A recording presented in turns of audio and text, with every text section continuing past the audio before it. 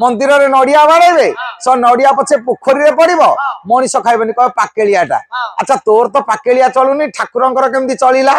ताले मनीष जोटा न खाइबो सेटा ठाकुर को दबो जोटा खाइबा कथा सी ताकू दबनी काहेकी ना सेथि पई प्रभु खाएनी जेते बेले श्रद्धा विश्वास थाई आपण अंतर भक्ति रखी भलरे देबे सेटा ठीक हबो जदि भलरे देई न जानिबे लाभ किछि नाही काहेकी ना जीवन रे हजार वर्ष एमति कले मध्य लाभ नाही रघुवर की तो विचार कला मो प्रभु को देई सालिनी मु न खाइले असुविधा नो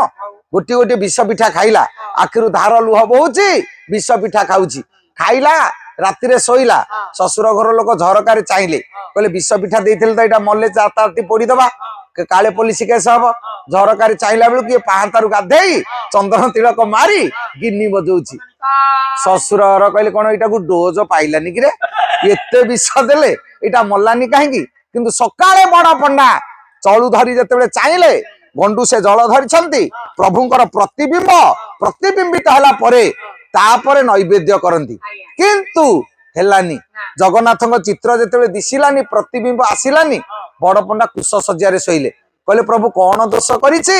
काहेकि तो दृश्यमान होउनु कहले काली राति रे